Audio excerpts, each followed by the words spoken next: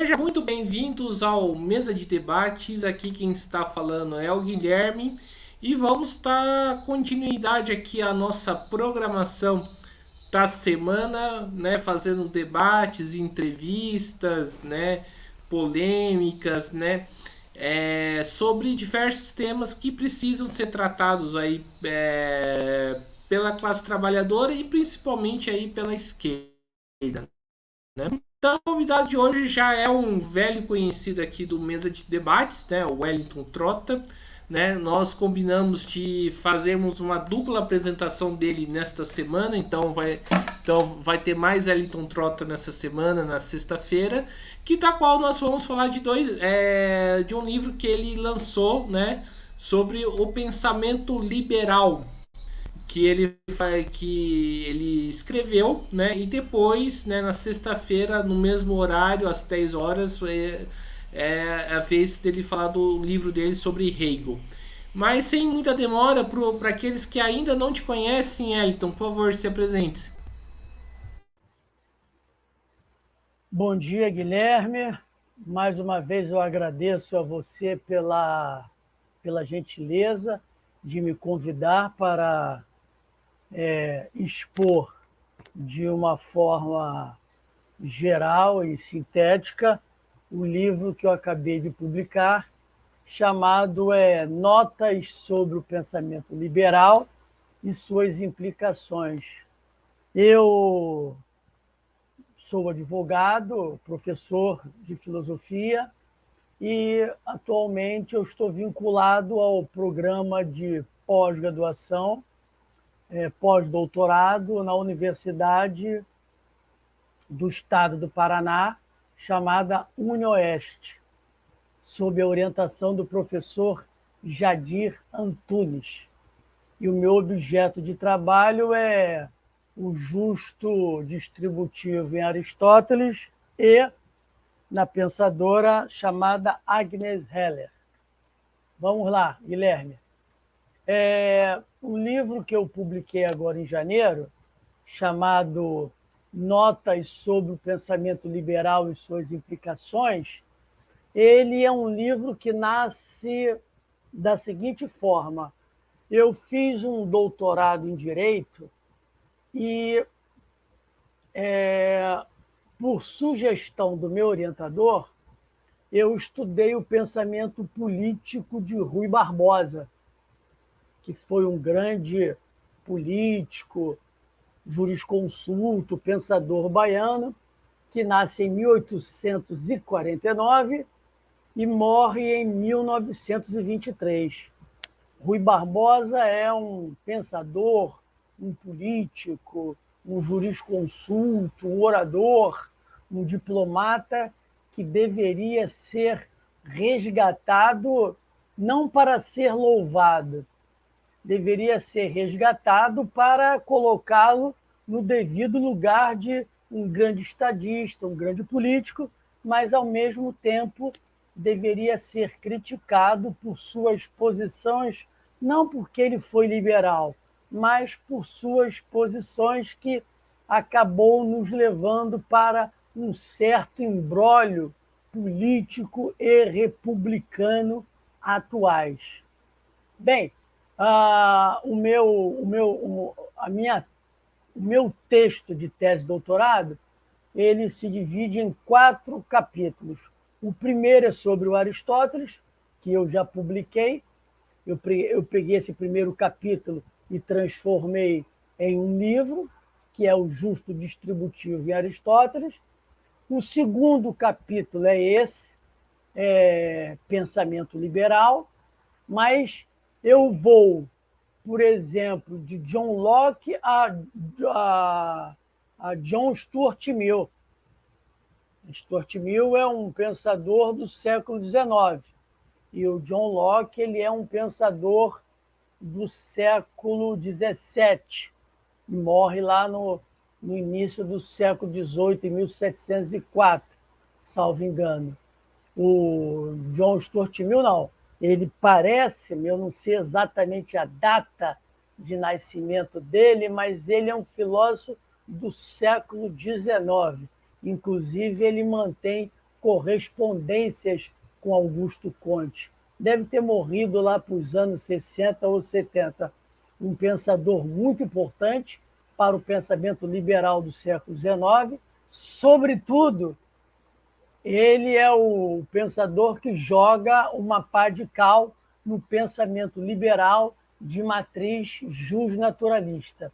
O que é isso, justnaturalismo? Justnaturalismo é aquela corrente dentro do pensamento liberal ou dentro do pensamento político moderno que entende que o Estado e o direito nasce por um contrato social que os indivíduos fazem a sair do estado de natureza, que é um estado pré-político, para constituir um estado político por meio de normas jurídicas, grosso modo, por meio de uma Constituição. Então, no segundo capítulo, eu trabalhei o pensamento liberal. Por quê? Porque, como Rui Barbosa era um liberal, eu tinha que conhecer as matrizes do pensamento liberal de Rui Barbosa, que vinha da Inglaterra, passava um pouco pelos Estados Unidos e tinha alguns ecos aqui no Brasil, sobretudo a partir de Tavares Bastos, que é um outro grande jornalista e pensador liberal brasileiro que morre muito cedo, morre com 37 anos. É um camarada que, se tivesse vivido mais tempo, poderia ter contribuído sobremaneira para o desenvolvimento do pensamento político, do pensamento liberal, e, quem sabe, ele possa ter mudado de opinião na sua trajetória política.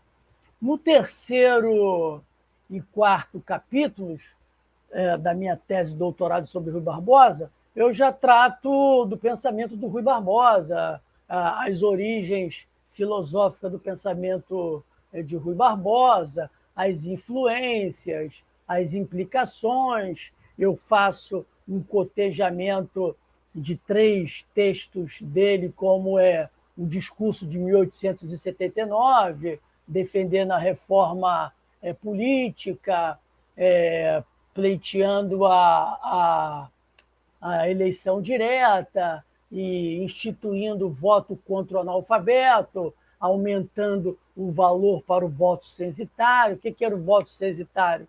O voto censitário vinha o voto de censo. Censo do quê? Para saber quem tinha ou quem recebia determinada quantidade de dinheiro que poderia dar a ele o sentido de liberdade para participar do jogo político. Essa que era a ideia.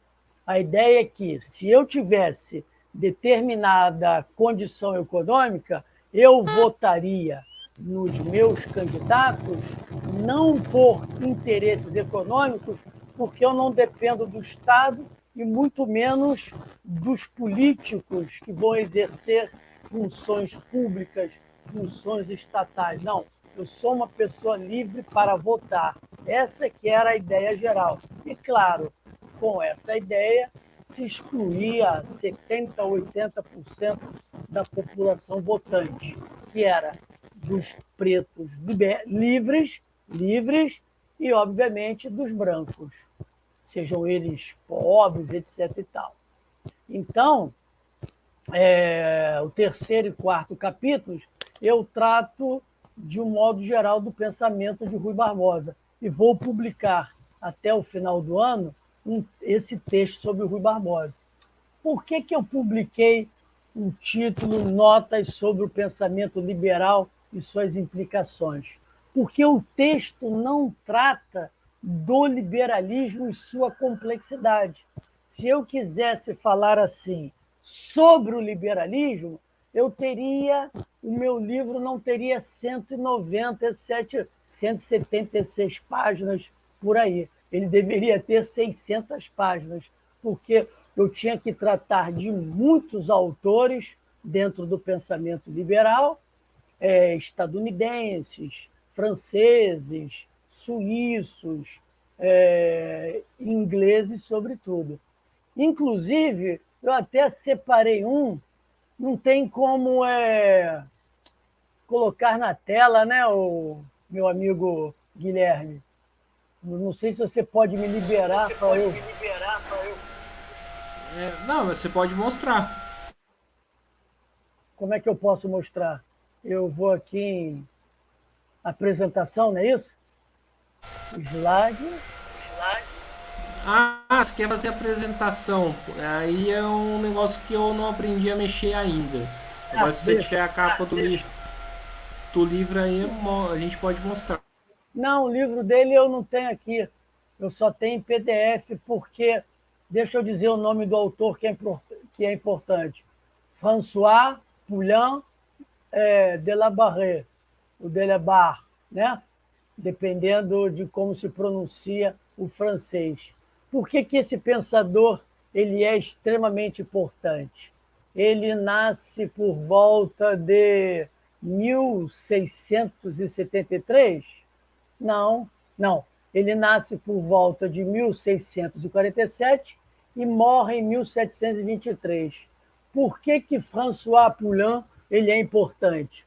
Porque ele é o primeiro grande pensador liberal que trata da igualdade entre os sexos. E tem um determinado momento da obra que ele diz que a mulher tem certas superioridades sobre os homens. Aí os comentadores falam, bem, se o François Poullain defende a igualdade entre sexos, como é que ele está dizendo que a mulher tem certas superioridades sobre o homem?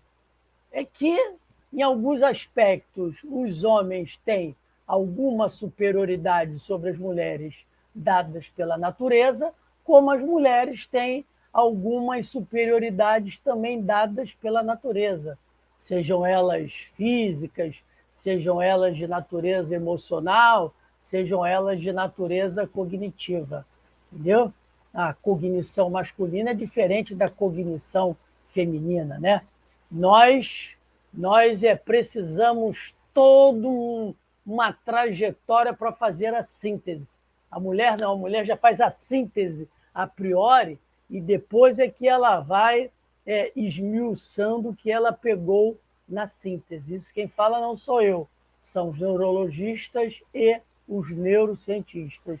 Então, o Poullain ele faz essa sacada assim anterior às modernas, às contemporâneas técnicas que nós temos de análise, de pesquisa e de investigação científicas sobre, por exemplo, essa relação homem-mulher. E o nosso amigo Poullain já sacava do ponto de vista das técnicas, vamos dizer assim, do desenvolvimento, do avanço e das condições científicas do século XIX e, obviamente, com a sua genialidade, porque não basta ter toda essa ferramenta se o cara tem uma obtusidade. Não é isso, Guilherme? Não adianta. Não adianta você dar a ele ferramentas enormes que ele é capaz de dizer que aquilo tudo ali é invenção do capeta para deixá-lo totalmente aturdido diante da realidade. Então, se eu quisesse escrever um livro assim sobre o pensamento liberal, eu teria que tratar de autores até extremamente desconhecidos. Eu tenho até um projeto sobre isso. É pensar os autores menos conhecidos. No entanto, não menos importantes em relação a John Locke, Adam Smith, Stuart Mill, Jeremy Bentham, como é que eu posso dizer, Montesquieu, Rousseau. Esses autores são autores Kant, são autores extremamente importantes no pensamento liberal. Mas tem uma galera como Spinoza, Jacour, que que é um pensador francês, é o indivíduo que mais verbetes escreveu para a enciclopédia de Diderot. Ele escreveu 16 mil verbetes. Claro que esses 16 mil verbetes ele colhia do mundo inteiro, ele tinha muitos colaboradores, mas ele leu os 16 mil verbetes e passou por ele esses 16 mil verbetes com a contribuição dele. Então, por exemplo, para Louis Jacquot, os seres humanos são iguais por natureza. O que vai o elemento criador da distinção, da igualdade, é o quê? São os interesses políticos e econômicos. Por que eu estudei o pensamento liberal com mais acuidade? Porque o Rui Barbosa, eu me baseei em 3 textos, como eu estava dizendo a você. O discurso de 1879, o discurso da campanha política para presidente da República em 1919 e o discurso que ele não pronunciou porque já estava muito doente, mas que escreveu para os alunos que estavam se formando em Direito na Escola de Direito de São Paulo, do Largo de São Francisco, né, que é uma das maiores escolas, talvez a maior escola de direito do Brasil, que tem uma grande contribuição para o pensamento liberal. A escola de Recife também, mas ela não é tão liberal. E, mais tarde, a escola, nós não podemos chamar do Rio de Janeiro, mas sim da UFRJ, que já vem com uma contrapartida em relação ao pensamento liberal, porque o Rio de Janeiro será influenciado grandemente, ora pelo pensamento positivista e ora pelo nascente pensamento socialista. Então, o Rui Barbosa ele tem uma concepção de igualdade que ela é muito esquisita. Por quê? Porque ele diz que a base da igualdade está na desigualdade entre os indivíduos. Rui Barbosa deixa bem claro na oração aos moços de 1921. A igualdade entre os indivíduos está na base da relação entre as desigualdades dos indivíduos, uns para com os outros, porque a natureza, em tudo, ela é desigual.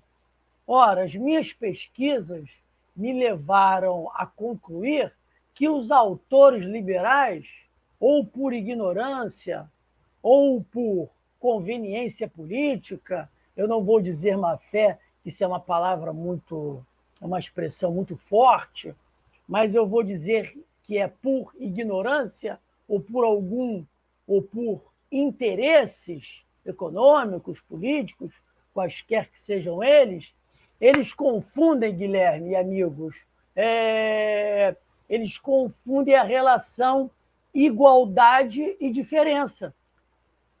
Porque o antônimo de igualdade é desigualdade. E o antônimo de diferente é semelhante. Que todos nós sejamos diferentes, nós somos. Tá certo? A começar pelo seu tamanho. Você é maior do que eu. Eu nasci no Rio. Você nasceu em São Paulo. Você tem uma forma de pensar. Eu tenho outra.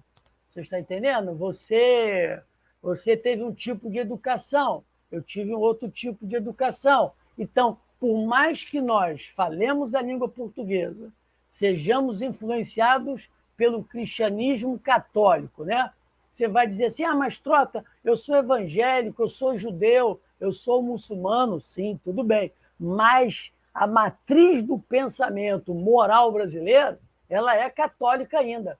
Não é porque os católicos ainda estejam por volta de 60% ou 70% da população, do povo brasileiro que vai constituir a maioria. Não é isso, é por causa do ethos, por causa da nossa formação católica desde o período colonial até o crescimento das religiões não católicas como o protestantismo, se vocês quiserem, o evangelismo, o espiritismo kardecista, a umbanda, o judaísmo, o islamismo, outras correntes religiosas como o budismo, o shintoísmo. Isso tudo tem no Brasil e numa certa profusão entre Rio, São Paulo e Rio Grande do Sul, né? Esses 3 estados têm essa profusão, e Brasília também, porque Brasília tem uma população razoavelmente grande. Então, quanto maior for a população, quanto maior for a escolaridade, maior é a possibilidade de escolhas da religião que se deseja seguir. Então, o nosso ethos, ou seja, a nossa forma ética de pensar a relação entre os indivíduos, ela ainda é muito influenciada pelo pensamento católico. E Rui Barbosa é influenciado pelo pensamento católico, sobretudo pela Rerum Novarum de 1873, que é a grande contribuição do Papa Leão XIII para a renovação do pensamento político católico, que se opõe ao comunismo e que se opõe ao capitalismo, e que vai ter no cardeal Joseph Mercier de Malinas, que é um cardeal belga, que é um neotomista, ou seja, que é um seguidor de Tomás de Aquino, que influenciará o pensamento político de Rui Barbosa nos últimos, vamos colocar assim, 20 anos da vida do Rui Barbosa. Por isso que o liberalismo de Rui Barbosa dá uma guinada de um liberalismo clássico para um liberalismo influenciado por essas questões econômicas e sociais, procurando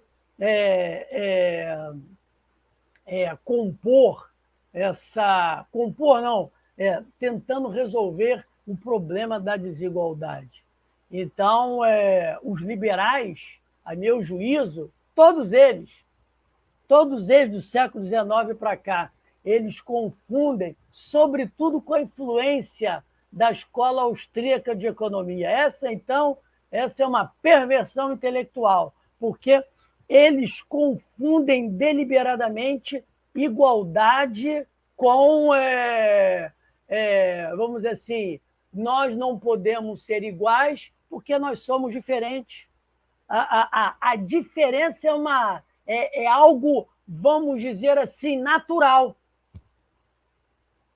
Eu não sei se estou sendo claro, Guilherme. A diferença é natural. Basta colocar o meu retrato ao lado do seu, pô. Basta nós dois conversarmos sobre o mesmo tema que pensamos com uma certa semelhança, que no decorrer do nosso debate nós vamos encontrar algumas diferenças. Tá certo quanto a isso? Você tem um talento para uma determinada coisa e eu não tenho talento nenhum. Tá certo? Então, essa é a grande diferença. Sabe como é que é? Agora, a igualdade, ela é uma invenção intelectual e moral dos indivíduos para resolver os problemas dos seres humanos em sociedade. Não existe igualdade na natureza. O que existe na natureza são diferenças. E essas diferenças não são ruins, tá certo? Elas não são ruins, elas fazem parte da própria natureza. Agora, a igualdade não é uma invenção da natureza, a igualdade é uma invenção do ser humano. Por exemplo, o Aristóteles, na Ética e na Política, diz o seguinte: olha, os indivíduos nascem, vamos dizer assim, muitos indivíduos nascem em boas famílias, quer dizer, famílias com grana, outros indivíduos nascem em famílias não tão boas, quer dizer, famílias sem grana, muitos indivíduos nascem bonitos, isso é bom para a felicidade, outros indivíduos nascem feios, que é o meu caso, que é péssimo para a felicidade, e por aí vai. Mas o Aristóteles diz o seguinte: como é que se resolve como é que nós vamos resolver esses problemas? Vamos resolver por meio da política. E como é que se resolve isso? Criando normas jurídicas para dizer que os indivíduos são iguais do ponto de vista político. Claro que o Aristóteles defende a escravidão, claro que o Aristóteles exclui a mulher da vida política, mas o Aristóteles ele está dizendo que os cidadãos são iguais. Não são iguais perante a lei. Ser igual perante a lei, que é um princípio do pensamento liberal, né, que percorreu o século XVIII e chegou no século XIX e se firmou, ser igual perante a lei é uma condição da igualdade entre mim e o Guilherme. Não sei se eu estou sendo claro.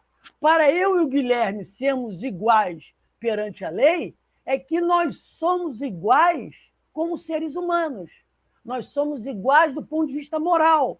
Nós somos iguais do ponto de vista político. Nós nascemos, nós temos emoções, nós temos sentimentos, nós temos frustrações, nós temos paixões, nós temos aspirações, nós temos potências mil a serem desenvolvidas. Por isso, precisamos de uma boa família, precisamos de uma boa sociedade, precisamos de um bom Estado para que essa criança, esse jovem, possa desenvolver os talentos. É isso que o Aristóteles está dizendo, que nós somos iguais. Nós somos iguais, ele não diz assim, porque não existe ainda essa ideia que nós temos, que os liberais do século XVII vão construir, que é a ideia de que nós somos iguais por natureza, que é a ideia de que nós somos iguais pela razão. Não, o Aristóteles diz que a igualdade ela é uma construção dos homens para resolver os problemas da relação social. Porque se os homens não tivessem inventado a igualdade como um elemento político, haveria uma guerra permanente. Por isso que o livro Política de Aristóteles é todo ele construído para resolver um problema. Qual é o problema?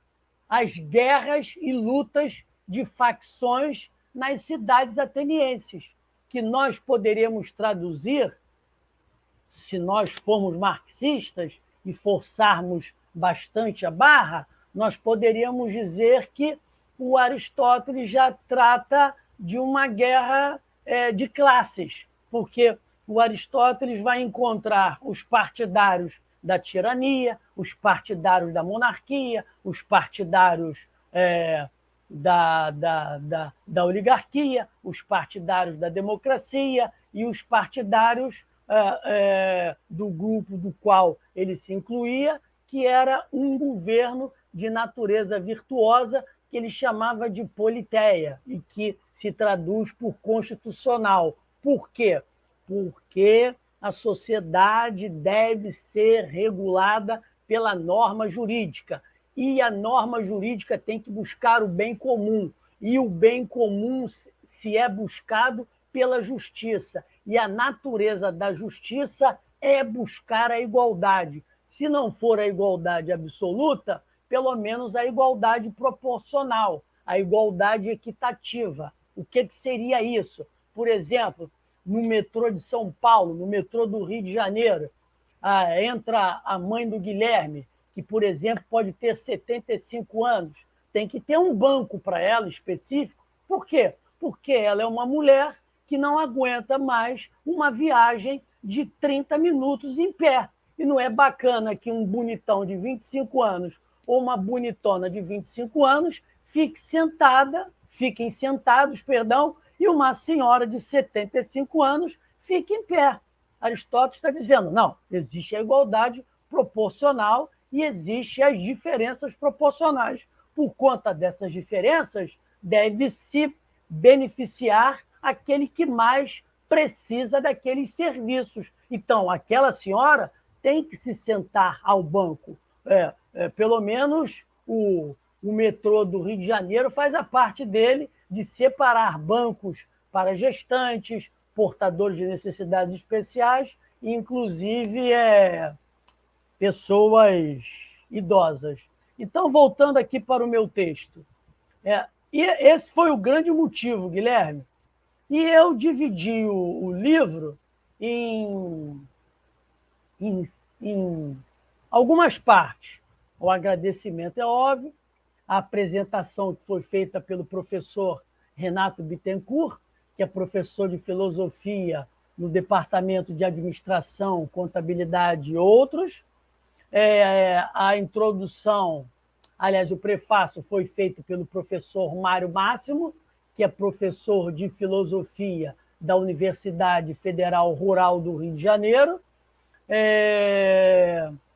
Vamos dizer assim, depois, aí tem a minha introdução, o primeiro capítulo, que são notas históricas a partir da Revolução Puritana de 1640. Ali o liberalismo começa a ter um contorno específico por causa da grande Revolução Puritana, desencadeada pela liderança de Oliver Cromwell. Aqui estou sendo bem simplório e simplista.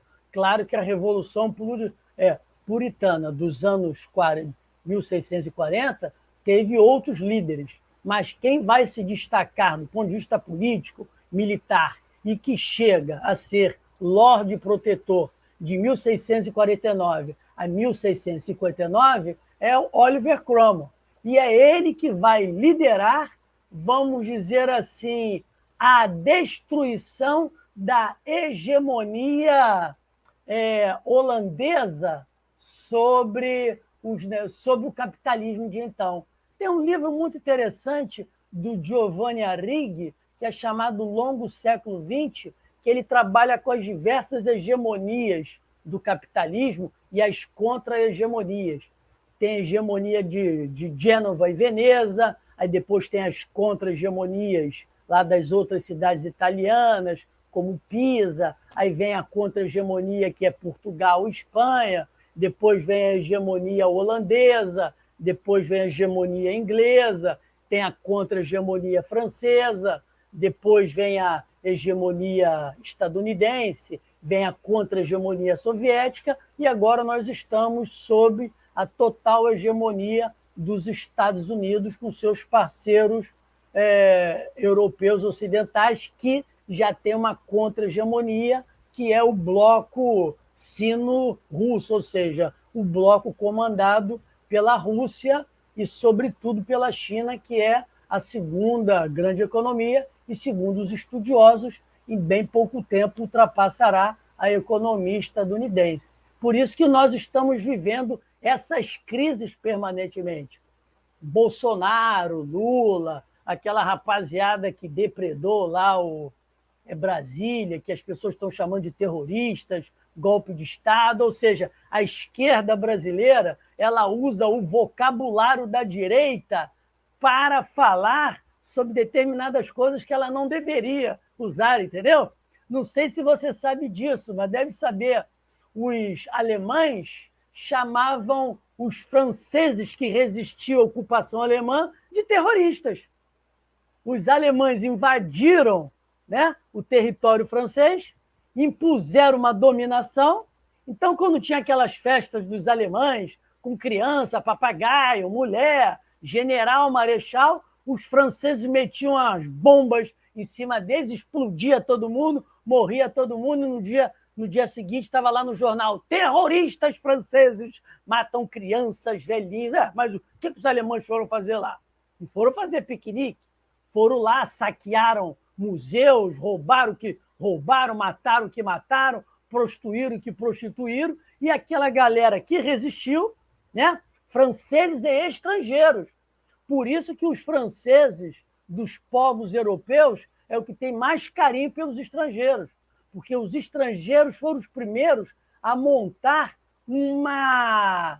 chamado Exército da Morte, que eram verdadeiros guerrilheiros contra a ocupação nazista, porque era tudo o quê?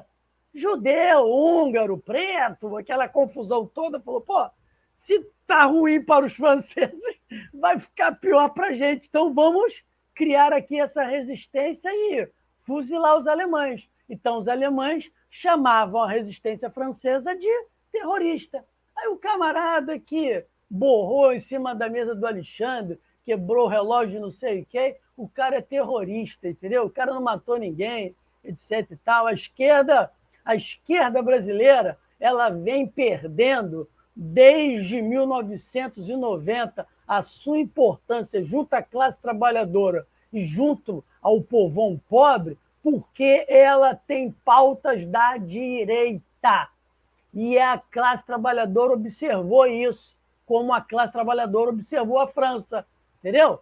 Eu era moleque em 1980, 1981, quando François Mitterrand se tornou presidente da França. Nós fizemos até uma festa entre eu e meus amigos, eu fazia normal à época, e depois nós vimos que o François Mitterrand aplicava o receituário neoliberal. Aí os franceses, não, porra, isso é socialismo? Pô, se é socialismo, deixasse o Valéry Giscard d'Estaing. Você está entendendo? Compreendeu? Então, esses caras usam o discurso da esquerda, mas têm a prática de direita. Aí nós pensamos que a classe trabalhadora, por não ter lido Machado de Assis, por não ter lido Victor Hugo, né, Flaubert, Dostoiévski, ela é incapaz de perceber a realidade. Então, para terminar, o segundo capítulo eu trabalho com os elementos do pensamento liberal. Quais são esses elementos? São os elementos conceituais. O terceiro capítulo eu trabalho a igualdade, que é o elemento ético-político do pensamento liberal, que vai se transformando com o tempo, Guilherme. Isso aqui é muito importante. Deixa eu dar um dado aqui. Em 1789, que foi a grande declaração do homem, do cidadão de França, um dos seus artigos, talvez seja o segundo, diz que todos os seres humanos são iguais perante a lei. E qualquer diferença deve ser estabelecido pela nação e a partir dos interesses da nação. Em 1793, quando Robespierre e seu grupo tomam o poder, que é o grupo da esquerda liberal mesmo, aquele negócio assim que faz de Lula, faz desse pessoal todo jogadores de dama na praça pública, você está entendendo? Aqueles velhinhos que ficam jogando dama e ficam olhando a mulher dos outros. Não, Robespierre não. Robespierre era revolucionário mesmo de guilhotina. Quando Robespierre passou todo mundo na guilhotina, ele instituiu a Declaração Universal dos Direitos do Homem e do Cidadão, em que ele coloca bem claro lá: todos nós somos livres e iguais por natureza. Mas essa declaração ela é escondida. Você está entendendo? Ela é escondida. Qual é a declaração que é propalada? A de 1789. Inclusive, essa declaração ela é preâmbulo da Constituição Francesa de 1958, por influência de De Gaulle. Se nós tomarmos, por exemplo, um outro documento que é importante, que é a Declaração de Independência dos Estados Unidos, que é atribuído a Thomas Jefferson, vamos dizer assim, as linhas básicas do pensamento da Carta, diz o seguinte, que Deus criou os homens iguais. Ora, se Deus criou os homens iguais, é que a igualdade ela é o princípio da liberdade, ela é o princípio das relações sociais. Quando você pega, agora tem um programa na CNN à noite, que é comandado pelo ex-bolsonarista, que leva lá o Hélio Beltrão, que é um grande divulgador do pensamento de von Mises no Brasil, liberalismo, etc. e tal, eles lá defendem que nós somos desiguais. Por quê? Porque nós temos talentos diferentes. Ora, isso chama-se diferença dentro da natureza, porque a desigualdade ela não é natural, a desigualdade é uma invenção da inteligência humana para resolver problemas de natureza política. Entendeu? E o quarto capítulo eu trato da justiça distributiva, não do Aristóteles, mas do Adam Smith até John Stuart Mill. Aí eu fiz uma inovaçãozinha aqui. Depois das referências bibliográficas, eu tenho pós-fácio crítico de um liberal conservador, que é o professor Wellington Amorim, que é professor da Universidade Federal do Rio Grande do Sul, e uma nota de um marxista sobre as determinações temporais da ideia de liberdade. O filósofo gosta de palavras difíceis, né? Mas o que o professor Antunes, que é meu orientador, está falando é sobre as contradições da ideia de liberdade dentro do pensamento liberal. Então, o meu texto está dividido no texto que eu mesmo elaborei e, ao mesmo tempo, tem participações fora do texto de colegas como Renato Bittencourt, Mário Máximo, Wellington Amorim e o Jadir Antunes. Entendeu? Essa é a ideia central do livro. É uma discussão sobre a relação entre liberdade, igualdade e justiça no pensamento liberal, a partir de autores como John Locke, Stuart Mill, Jeremy Bentham, Rousseau, Kant, Montesquieu e mais outros que eu esteja me esquecendo. Claro, eu vou me ancorando em historiadores marxistas e não marxistas ingleses, brasileiros, franceses. Tocqueville também é um autor muito importante que passa por aqui, porque Tocqueville é um pensador que influencia a Constituição de 1824 no Brasil, e tem outros autores também importantes com os quais eu trabalho.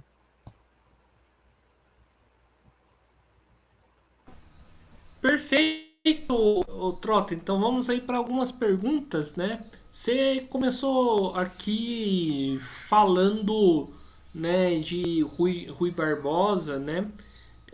Como era para o Rui Barbosa, né, tratar o liberalismo num país com a especificidade do Brasil? Poxa, excelente pergunta, Guilherme. Muito boa mesmo. Por quê? Porque essa era a crítica que Oliveira Viana fazia a ele. Embora Oliveira Viana fosse um autor que desponta em 1820 pela editora do Monteiro Lobato. Né? Monteiro Lobato é chamado de racista por essa nova esquerda, e ele, não sei se você sabe, mas Monteiro Lobato é o grande editor do... Esqueci o nome daquele escritor carioca, rapaz, que escreveu... que agora eu esqueci, que era bem mulato, quase preto. Não é o Machado de Assis, não, esqueci. Ele escreveu Bagatelas, Clara dos Anjos, esqueci, daqui a pouco eu me lembro dele. Era um autor preto e que o Monteiro Lobato publica o cara e cancha o cara e promove o cara em São Paulo, entendeu? Isso aí é muito importante. Mas o Oliveira Viana, num livro do Oliveira chamado Instituições Políticas, Instituições Políticas Brasileiras, que é um livro que ele elabora, mas é publicado por volta de 51 e 52, o Oliveira Viana morre em 50. Oliveira Viana é um pensador social que nasce no antigo estado do Rio de Janeiro, na cidade de Saquarema. E ele faz umas perguntas ao Rui Barbosa. Por que o Rui Barbosa traz para o Brasil uma série de ideias que não batem com a nossa tradição política, né? A nossa tradição política é francesa, não é uma tradição política inglesa e muito menos estadunidense, né?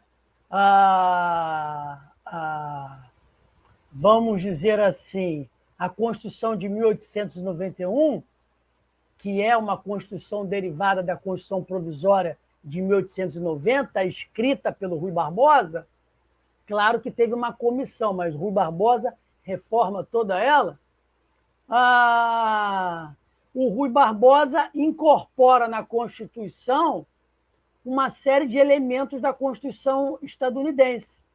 O presidente da República não é eleito diretamente, os senadores não são eleitos diretamente, não tem um Bill of Rights consistente, tem uma Carta de Direitos, que é o final da Constituição, que não fala da resistência política, fala que é dever, vamos dizer assim, o cidadão tem o dever de proteger o direito de proteger a sua propriedade, tem o direito, o dever de obedecer às leis, etc. e tal, mas não fala da resistência política.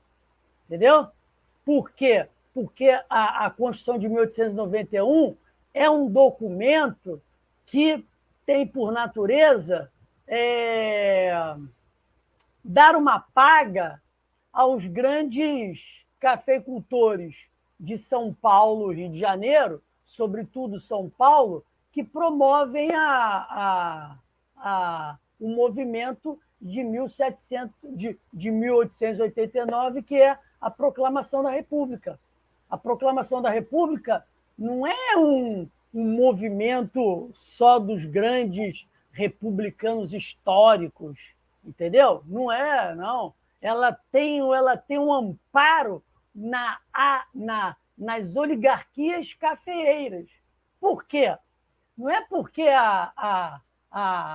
houve a abolição da escravatura, porque a abolição da escravatura no Brasil ela foi de uma maneira parcial. Ela vem desde 1827. Desde 1827 se vem pelejando com a abolição da escravatura, que ela nunca foi defendida na Constituição de 1824 e nunca foi defendida pelas leis imperiais. Você vai encontrar uma ou outra norma jurídica de algumas províncias, como a província do estado do Rio de Janeiro, sob a liderança do Paulino Soares, que depois vai ser o Visconde do Uruguai, que diz que os escravos pretos, africanos, seja lá quem for, não podem frequentar a escola pública. Mas não havia lei imperial, ou que nós chamamos hoje de lei federal, que instituísse a escravidão. A escravidão era mais algo social, cultural, que o Estado lavava as mãos por interesses, entendeu? Então, o que faz a proclamação da República é justamente o quê? É justamente o que as oligarquias estaduais queriam. O que as oligarquias estaduais queriam? Um mando local, que não era permitido no Império, porque no Império, os presidentes de províncias eles eram nomeados e empossados pelo imperador.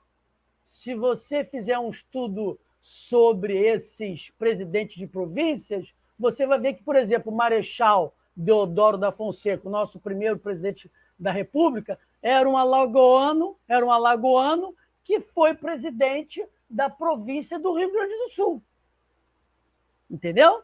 Então, o que acontece? As oligarquias cafeeiras, sobretudo a paulista, ela é quem vai dar subsídios econômicos e materiais para a proclamação da República. Em contrapartida, o que se oferece a essa oligarquia? A descentralização do Estado brasileiro, que era unitário, agora é uma federação, em que cada unidade da federação tem um comando a partir dos governadores, que em muitos locais eram chamados de presidente e que em muitos locais tinha-se até senador estadual. Então, o Rui Barbosa ele traz o pensamento liberal anglo-saxônico para o Brasil sem fazer as devidas mediações com a nossa própria realidade brasileira. Entende? Ele é um autor que o Oliveira Viana o chama de idealista. Não idealista no sentido de Hegel e de Aristóteles. Idealista no sentido de que ele acha, o Rui Barbosa, que as leis vão disciplinar os indivíduos do dia para do dia para a noite. E o Oliveira Viana diz, não é assim, porque as sociedades elas se movem do ponto de vista dos valores, das práticas, dos costumes, muito lentamente. Quer ver um exemplo disso? Como é que você chama uma senhora? Moça! Moça! Pô, como é que a minha mãe de 92 anos ser chamada de moça? Entendeu? Mas é um costume. Por exemplo, um costume fantástico nosso. Minha mãe, que é uma doméstica, ela é chamada de dona. Dona é um título nobiliárquico. Imagina, minha mãe, Leia Trota Galante, tem o mesmo status da Princesa Isabel, que era Dona Princesa Isabel. Dona Leia e Dona Isabel. Entendeu? Então, o Rui Barbosa ele traz para o Brasil instituições políticas que são próprias da Inglaterra e instituições políticas que são próprias dos Estados Unidos. E ele colocou isso aqui e acabou criando essa confusão que até hoje nós estamos dentro dela, que é essa luta fratricida que a burguesia faz através desses três poderes. Mas isso não quer dizer que o Rui Barbosa tenha sido um bronco. Não, nada disso. É que o Rui Barbosa ele era um pensador que tinha como matriz intelectual a Inglaterra. E ele achava que o Brasil deveria percorrer os caminhos ingleses e caminhos americanos. Quer ver um dado que é muito importante? O Rui Barbosa ele era um livre-cambista do ponto de vista econômico, antes de se tornar ministro da Fazenda do Deodoro. Quando ele se torna ministro da Fazenda por volta de 1889, ele se vê diante do seguinte problema. Se nós não protegermos a nossa economia, nós não teremos crescimento, nós não teremos capitalismo, nós não teremos uma sociedade desenvolvida.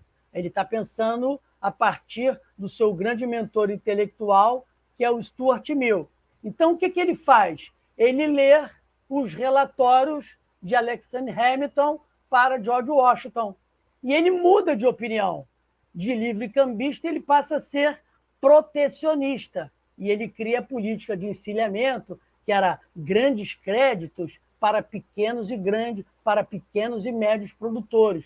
Foi quando ele caiu violentamente, porque estava se tirando dinheiro do Estado e das oligarquias cafeeiras para entregar dinheiro para pequenos e médios comerciantes e agricultores. Então, o Rui Barbosa, podemos dizer, segundo o Raul Seixas, ele é um paradoxo ambulante, entendeu? Ao mesmo tempo que ele coloca nas nossas tradições que ainda não colaram, porque, veja bem, preste bem atenção, tanto nos Estados Unidos como na Inglaterra, sobretudo, o mais importante é o parlamento. No Brasil não é o parlamento. O mais importante para o povão é o prefeito, é o governador e, sobretudo, o presidente da República. Para nós, o poder mais importante é o poder executivo. O poder legislativo e o poder judiciário, ele tem as suas importâncias relativas.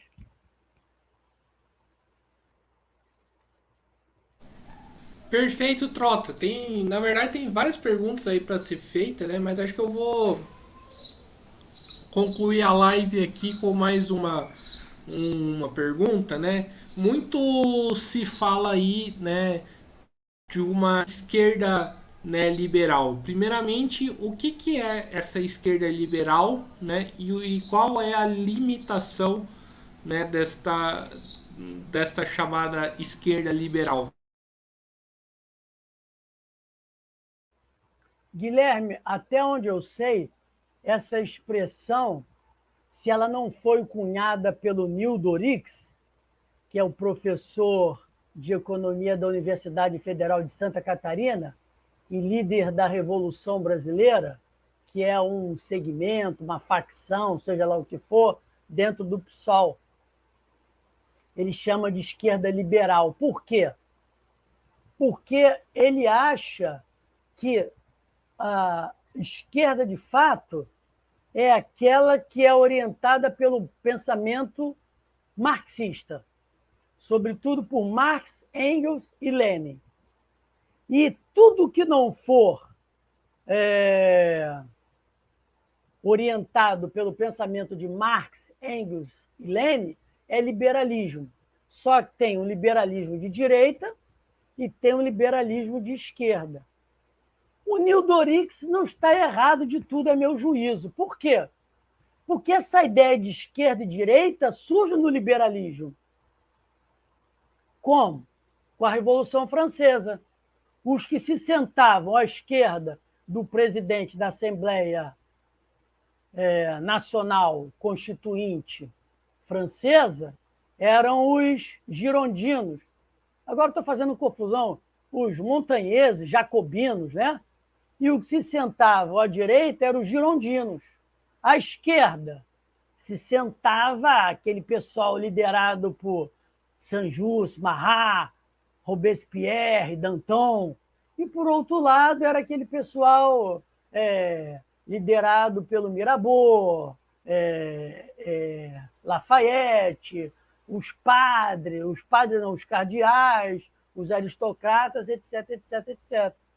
Então, a Revolução Francesa cria essa ideia de aqueles que estão na esquerda, que desejam um progresso acelerado para o povo francês, e a direita são aqueles que representam a igreja, né?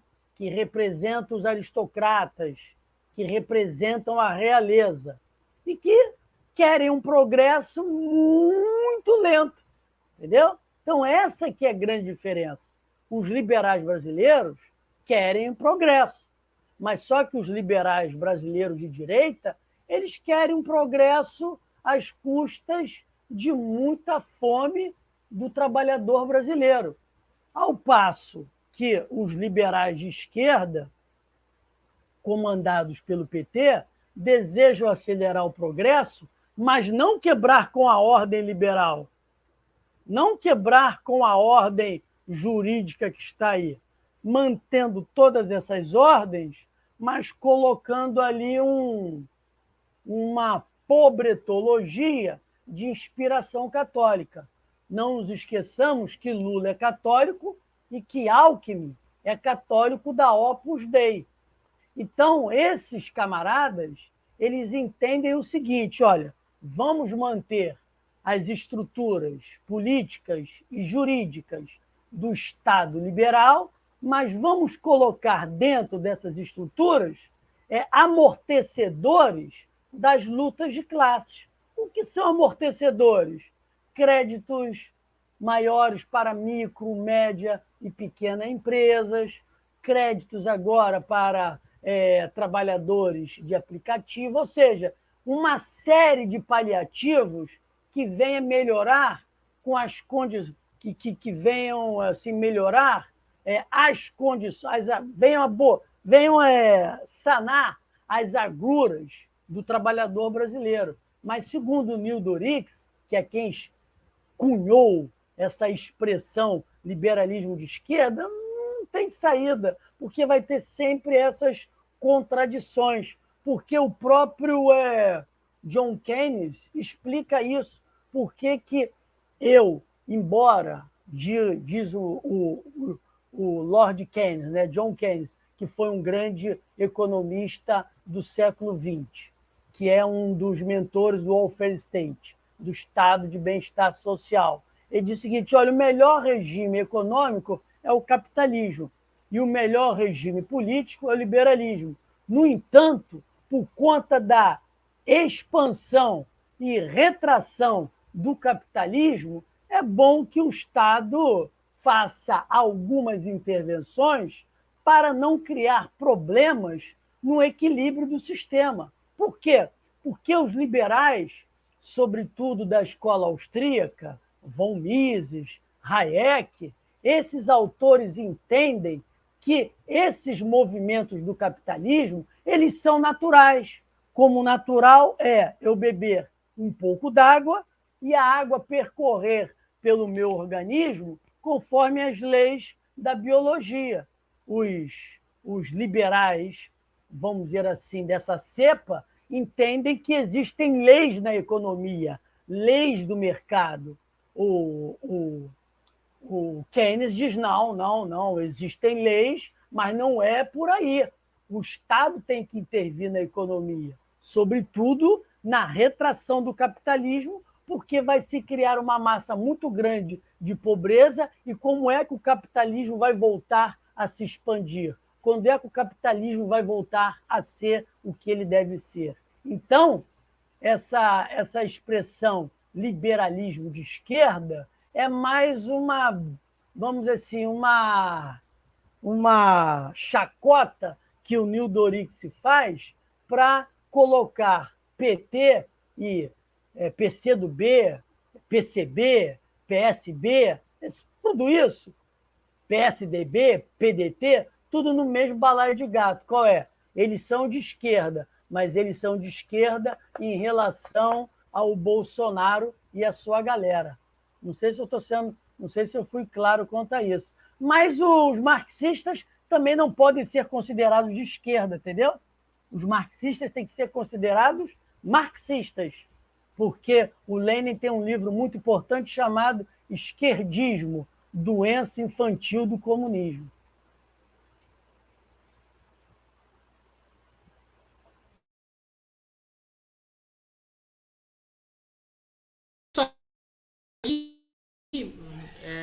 E agradecer a sua participação, né? Gostei aqui desta live, né?